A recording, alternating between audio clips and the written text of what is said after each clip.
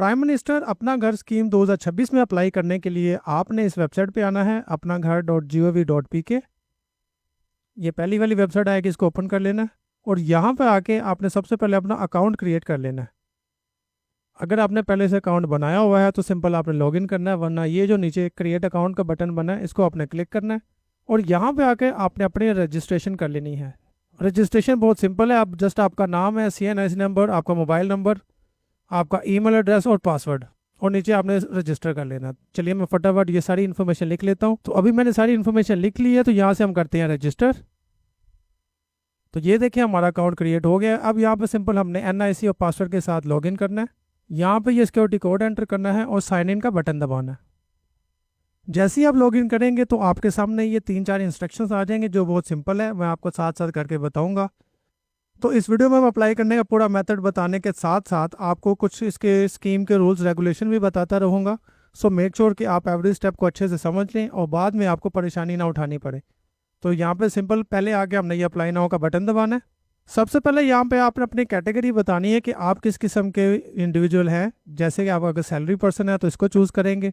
अगर आपकी इनकम जो है वो किसी और सोर्स से आती है, कोई आप फ्रीलांसिंग करते हैं या आपका कोई इनफॉर्मल सोर्स है, यानी जो सैलरी और बिजनेस के अलावा होगा, तो आपने ये चूज़ करना है। अगर आपकी बिजनेस इनकम है, यानी आपका कोई छोटा बड़ा जिसे किसी भी किस्म का कारोबार है, तो उसके लिए आपने ये चूज़ करना है। और आपने मेक श्योर करना है कि आपका CNIC करेक्ट हो और साथ में आपने इससे पहले किसी भी हाउसिंग स्कीम में या किसी किस्म का कर्जा ना लिया हो, तभी आप इस स्कीम में अप्लाई कर सकते हैं। तो अभी मैंने जिसका अप्लाई करना है वो एक सैलरी पर्सन है, तो हम इस पर क्लिक करेंगे। तो ये देखिए हमारे सामने सैलरी वाले पर्सन का फॉर्म जो है वो ओपन हो गया है। तो सैलरी पर्सन के अलावा अगर मैं आपको बिजनेस पर्सन वाले का भी ये फॉर्म दिखाऊं तो वो भी तकरीबन सेम ही है, उसमें कोई इतना खास फ़र्क नहीं है। ये देखें ये भी सेम उसी तरह से का है सारा, ये देखें। तो अभी दोबारा से हम यहाँ से सैलरी वाला चूज़ करते हैं क्योंकि जिनका अप्लाई करना है वो एक सैलरी पर्सन है। मैंने आपको सिर्फ इसलिए दिखाया था आपको पता चल जाए कि बिजनेस वाले में कोई खास फ़र्क नहीं है, सेम ही तरीका है। सबसे पहले यहाँ पे बैंक डिटेल्स देनी है, फिर उसके बाद पर्पज़ देना है। पर्पज़ जारी बात अपना घर बनाना है, प्लॉट लेना है 10 मरले का, या आपने 10 मरले का घर खरीदना है तो उसके लिए है। तो क्योंकि ये फाइनेंशियल लिमिट जो है वो 1 करोड़ रुपये तक है, आप इसको 25 लाख, 50 लाख, 75 लाख या 1 करोड़ रुपये तक इसको अप्लाई कर सकते हैं। और ये आपका जो टर्न्योर होगा ये 20 साल के लिए होगा। और 20 साल होने की वजह से आपको जो पहले 10 साल हैं वो आपको 5% फिक्स्ड मार्कअप लगेगा। और उसके बाद जो वाले जो 10 साल होंगे, जो रिमेनिंग 10 ईयर्स, उसमें आपका जो रेगुलर उस ज़माने में चल रहा होगा, जो इस पे लोन के ऊपर जो रेट चल रहा होगा बैंकिंग का, तो वो आपको देना पड़ेगा।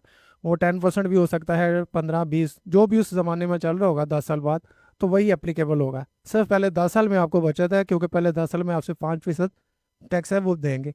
और एक बात आपने याद रख लेनी लाजमी कि इसके ऊपर आपको कोई भी प्रोसेसिंग चार्जेस नहीं है और ना ही आपने कोई प्री पेमेंट देनी है, यानी आपको कोई अर्ली पेमेंट देने की ज़रूरत नहीं है। जब तक आपका लोन कबूल नहीं हो जाएगा आपसे बैंक भी कोई ब्रांच या अगर कोई आपसे इस तरह से पैसे मांगते भी आपने नहीं देना, क्योंकि इसके रूल्स रेगुलेशन में ये बात लिखी हुई है कि इसके ऊपर कोई भी प्रोसेसिंग नहीं है, ना ही इसकी कोई प्री पेमेंट है।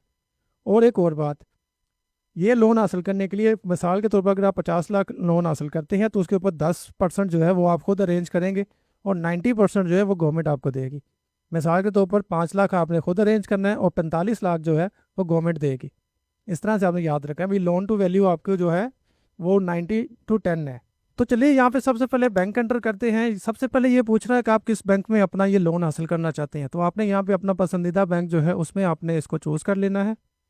नेक्स्ट आपने उसका ब्रांच नेम बताना है भी किस ब्रांच में है आप इसको हासिल करना चाहते हैं लोन को। नेक्स्ट आपने यहाँ पे बताना है किस सिटी में है आपका वो बैंक। उसके बाद अगर आपके उसी बैंक में आपका ऑलरेडी अकाउंट एक मौजूद है, चाहे वो सैलरी पर्सन का है या आपका कोई और है, लेकिन कोशिश करें कि सैलरी वाला अप्लाई कर रहा है तो अपना वही बैंक अकाउंट चूज़ करे और वही बैंक अकाउंट यहाँ पे लिखे जिसमें उसकी सैलरी आती है, उससे ज़रा प्रोसेस थोड़ा आसान हो जाएगा। तो यहाँ पे अब आपने अपना बैंक अकाउंट लिखना है और यहाँ पे वो IBAN एक्सेप्ट नहीं करे, यहाँ पे अपने सिंपल बैंक अकाउंट नंबर लिखना है जो तकरीबन 16 से 17 डिजिट का होता है वो वाला। और इसके बाद आपने उसी बैंक का नाम दोबारा यहाँ पे लिख देना है। ये लिखने के बाद नीचे से हमने ये सेव एंड नेक्स्ट का बटन दबाना है। तो आपकी इन्फॉर्मेशन यहाँ पे सेव हो जाएगी और अब हम आ जाएंगे यहाँ पे पर्पज़ ऑफ फैसिलिटी, यानी अब आपको क्या चाहिए यहाँ पे। जाहिर बात है हमने हाउस के लिए अप्लाई करना अपने घर के लिए, तो आपने यहाँ पे चूज़ करना है कि plot plus construction, house plus flat या खाली कंस्ट्रक्शन। इनमें से कोई भी ऑप्शन आपने जो है वो उसको चूज़ कर लेना है। तो मैं यहाँ पे चूज़ करूँगा प्लॉट प्लस कंस्ट्रक्शन के लिए। और यहाँ पे आपने अपनी जो भी आपकी मनचाही अमाउंट हो जो आप हासिल करना चाहते हैं वो आपने यहाँ पे लिख देनी है। उसके बाद नीचे ये आपसे पूछता है भी आपका जो मिनिमम जो है, जैसे मैंने बताया था अभी लोन टू वैल्यू जो है 90 और 10 है, जो 10 मिनिमम ये रहेगी यहाँ पे। लेकिन अगर आप चाहते हैं कि आपने ज़्यादा इक्विटी अपनी तरफ से ऐड करनी है तो आप यहाँ से अपनी मर्जी की वैल्यू भी ऐड कर सकते हैं। मिसाल के तौर पर आप 30% अपने आप से ऐड करना चाहते हैं और बाकी अमाउंट जो 1 करोड़ में से बाकी 70 लाख आप गवर्नमेंट से चाहते हैं तो आप यहाँ पे 30% लिख देंगे। लेकिन अगर आप सिर्फ 10% ही ऐड करना चाहते हैं जो कि मिनिमम है यहाँ पे, तो आप 10% लिखेंगे, बाकी 90% जो है वो गवर्नमेंट की तरफ से आएगा। इसके बाद नेक्स्ट अब आपने बताना है कि आपकी जो प्रॉपर्टी जो आप यहाँ पे परचेज करना चाहते हो प्लॉट प्लस कंस्ट्रक्शन वो किस सिटी में है, उस सिटी का नाम लिखेंगे। नेक्स्ट यहाँ पे आपने लोन की टेन्योर बतानी है, कितने साल के लिए आपको चाहिए। आप अपनी मर्जी से चूज़ कर सकते हैं लेकिन मैक्सिमम यहाँ पे जो है वो 20 ईयर है, तो आपने 20 ही चूज़ कर लेना है। आप कम चूज़ करना चाहो तो कर सकते हैं। ये लिखने के बाद आपने इसको सेव एंड नेक्स्ट करना है। अब नेक्स्ट यहाँ पे आपने अपनी पर्सनल इन्फॉर्मेशन एंटर करनी है सारी, जिसमें जैसे आपका CNS इशू डेट पूछ रहा है, डेट ऑफ बर्थ है, ये मैं साथ साथ फिल करते रहता हूँ और साथ में हम इसको डिस्कस करते रहते हैं। जैसे सबसे पहले CNS इशू डेट है, उसके बाद आपकी डेट ऑफ बर्थ है। नेक्स्ट ईमेल खुद से ले लेगा वो। यहाँ पर अब आपने अपना मोबाइल नंबर एंटर करना है जो आपने पहले रजिस्ट्रेशन के टाइम पे यूज़ किया था, आप सेम वही दोबारा यूज़ कर सकते हैं। फिर आपका जेंडर आ जाएगा, आपके फादर का नाम आ जाएगा। फादर नेम के बाद आपने यहाँ पे फादर का NIC नंबर लिखना है। उसके बाद आपने बताना है कि अगर आप मैरिड हैं तो आपके नीचे कितने यानी आपके बच्चे कितने हैं, तो वो सब डिटेल यहाँ पे लिखेंगे। अगर आपके कोई ज़ेरे कफालत लोग नहीं हैं तो यहाँ पे आप इसको ऐसे ही छोड़ देंगे तो ये चल जाएगा। नेक्स्ट अब यहाँ पे अपने मदर का नाम लिखना है। मदर नेम लिख लेने के बाद आपने अपने करंट जो रेजिडेंस है आपको उसका स्टेटस बताना है। क्या वो आपका अपना घर है, आप रेंट पे रह रहे हैं, या आपका रेंटेड अपार्टमेंट है, रेंटेड हाउस है, किसी हॉस्टल में है, या लिविंग विद फैमिली है, या अदर है। तो जो आपके रेलिवेंट यहाँ पे ऑप्शन होगी आपने उसको चूज़ कर लेना। मैं फ़िलहाल लिविंग विद फैमिली कर रहा हूँ। और अगर आप रेंट पे रहते हैं तो यहाँ पे अपने रेंट की अमाउंट बतानी होगी। अगर रेंट पे नहीं है जैसे लिविंग विद फैमिली है तो इसको आप ज़ीरो ही छोड़ सकते हैं। फिर आपने प्रोविंस चूज़ करना है अपना। प्रोविंस के बाद आपने रेलिवेंट जो आपकी डिस्ट्रिक्ट है उसको चूज़ करना है।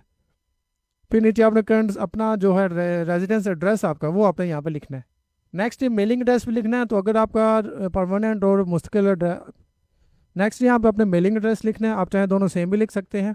इसके बाद यहाँ पे आपके को एप्लीकेंट की इन्फॉर्मेशन देनी है आपने। मिसाल के तौर पर अगर आप खुद अकेले अप्लाई नहीं कर रहे, आपका भाई भी आपके साथ अप्लाई करना चाह रहा है, तो वो एक ही एप्लीकेशन में दोनों एंटरटेन हो जाएंगे। यहाँ पे आप जैसे यस पे क्लिक करेंगे तो यहाँ पे आपने अपने उस भाई की, अपने वाइफ की जो भी इन्फॉर्मेशन होगी वो यहाँ पे एंटर करनी है। मिसाल के तौर पर उसका नाम आ जाएगा, उसके साथ रिलेशन क्या आपका, वो सन है, डॉटर है, वाइफ है, जो भी को एप्लीकेशन आपका इसमें बनेगा तो आप उसकी इन्फॉर्मेशन देंगे। अगर कोई नहीं है तो आपने सिंपल नो कर देना। अगर है तो आपने यहाँ पे यस करना है और यहाँ पे उसकी डिटेल एंटर करनी है। मेरे केस में यहाँ पे है तो इसलिए मैं इसकी इन्फॉर्मेशन एंटर कर दूंगा। यहाँ पे उसका CNIC नंबर आएगा, उसका मोबाइल नंबर आएगा। नेक्स्ट देन आपके जो को एप्लीकेंट होगा उसकी ईमेल आएगी, साथ में उसकी अगर इनकम है तो यहाँ पे आप लिख देंगे। अगर वो भी जॉब करता है कोई इस तरह से चाहिए तो उसकी जितनी भी सैलरी होगी वो आप यहाँ पे लिख सकते हैं। अगर नहीं भी है तो जितनी उसकी मंथली इनकम बनती है वो यहाँ पे आप लिख लेंगे। फिर आपने गारंटर का नाम देना है, ये आपको कोई भी क्लोज रिलेटिव या कोई दोस्त अहबाब हो सकता है वो लिख देंगे आप। अगर उसकी भी इनकम है तो वो लिखेंगे आप यहाँ पे, और साथ में उसका NIC नंबर। सेव और नेक्स्ट का बटन दबाने से पहले ऊपर अभी हमने अपनी पिक्चर ऐड करनी थी, जो भी हम छोड़ रहे थे उसको भी अपडेट कर देंगे। यहाँ पे आपने अपनी पिक्चर लगा देनी है। पिक्चर ऐड कर देने के बाद आप नीचे से अब हम इसको सेव एंड नेक्स्ट कर देंगे। नेक्स्ट यहाँ पे आ गया आपका एम्प्लॉयमेंट डिटेल, यानी अब आप जो सैलरी पर्सन है उसने अपने एम्प्लॉयमेंट की डिटेल बतानी है कि वो कहाँ पे जॉब करता है, किस डिपार्टमेंट में है। तो यहाँ पे ये उसकी सारी इन्फॉर्मेशन आएगी। पहले नंबर पे जैसे एम्प्लॉयर का नाम है। उसके बाद नेक्स्ट आपने बताना है यहाँ पे आपकी जॉब कॉन्ट्रैक्चुअल है या परमानेंट है। तो आपने परमानेंट होने की सूरत में परमानेंट को चूज़ कर लेना है। फिर आपने एम्प्लॉयर का एड्रेस बताना है कि उसका एड्रेस है किधर का, यहाँ पे उस ऑफिस का एड्रेस आपका जो होगा वो यहाँ पे आ जाएगा। ऑफिस एड्रेस लिखेंगे आप यहाँ पे। नेक्स्ट आपने अपना डेजिग्नेशन बताना है कि जो भी उस ऑफिस में आपका डेजिग्नेशन आप वो यहाँ पे लिख देंगे। फिर आपने अपनी ज्वाइनिंग डेट बतानी है, जिस डेट को आपने उसको ज्वाइन किया था। उसके बाद आपने अपनी नेट मंथली इनकम बतानी है यहाँ पे, यानी एक तो आपकी ग्रॉस इनकम आती है और एक आपका आती है नेट। जो नेट इनकम आपने वो बतानी है। ग्रॉस इनकम में से क्योंकि टैक्सेस वगैरह कट जाते हैं पीछे रह जाती है नेट इनकम, तो आपने वो बतानी है यहाँ पे। नीचे आपने अपने ऑफिस का कॉन्टैक्ट नंबर बताना है, जो आपका ऑफिस का वहाँ पे जो ऑफिशियल नंबर होगा आपका। हो सकता है यहाँ पे वो कॉल करके थोड़ी वेरिफिकेशन भी करें कि भी आप वाकई यहाँ के एम्प्लॉई हैं, और मज़ीद जो भी पूछना चाहें वो इस पे पूछ सकते हैं। ऑफिस का नंबर लिख लेने के बाद यहाँ पे आप पूछ रहे हैं भी अगर आपके यानी अगर आप इससे पहले किसी और डिपार्टमेंट में काम कर रहे थे और अब आप करंट डिपार्टमेंट में काम कर रहे हैं तो यहाँ पे अपने प्रीवियस डिपार्टमेंट जो अभी आप काम कर रहे हो उससे पिछले डिपार्टमेंट का नाम जो है वो आपने यहाँ पे लिखना है। अगर कोई होगा लिख दे, नहीं होगा तो इसको आप खाली भी छोड़ सकते हैं। ये इन्फॉर्मेशन फिल कर लेने के बाद आपने सेव एंड नेक्स्ट का बटन दबा। तो ये यहाँ तक आपकी इन्फॉर्मेशन सारी सेव होगी। अब हमने यहाँ पे अपने डॉक्यूमेंट्स अपलोड करने हैं, जिसमें सबसे पहले आपके CNS की फ्रंट बैक है, फिर आपके एम्प्लॉयमेंट सर्टिफिकेट है। यानी एम्प्लॉयमेंट सर्टिफिकेट से क्या मुराद है, आप अपने ऑफिस में अप्लाई करेंगे। अप्लाई करने के बाद वहाँ से आपको एक सर्टिफिकेट मिल जाएगा कि हाँ जी आप हमारे एम्प्लॉई हैं और यहाँ पे स्टेट से काम कर रहे हैं। फिर अकाउंट मेंटेनेंस सर्टिफिकेट ये होता है आपका बैंक अकाउंट का, और जो आपने कम से कम पिछले 6 माह का लेना होता है, वो आपको बैंक आपका जारी करता है कि ये आपका अकाउंट हमारे पास होल्ड है पिछले 6 माह से, ये इतनी देर से, वो उसमें लिख देते हैं। फिर नेक्स्ट ऑफ किन का CNIC आएगा, यानी जैसे मैंने अपना को एप्लीकेंट लिखा है तो मैं उसकी ऐड कर सकता हूँ, या अगर आपने नहीं भी लिखा तो नेक्स्ट ऑफ किन में आप आपका भाई, आपकी वाइफ, आपकी बहन, आपके वालिद साहब, किसी का भी NIC की फ्रंट और उसकी बैक आ जाएगी। फिर यहाँ पे आपकी सैलरी स्लिप अपलोड होगी और ये 6 मंथ की बैंक स्टेटमेंट। ये अकाउंट मेंटेनेंस सर्टिफिकेट होगा, अलग चीज़ है ये भी नोट कीजिएगा। और ये आपके 6 मंथ की जो बैंक स्टेटमेंट, ये अलग चीज़ होगी, ठीक है। इसको आपने मिक्स नहीं करना, मेंटेनेंस अलग से लेनी है, स्टेटमेंट आपने अलग से लेनी है।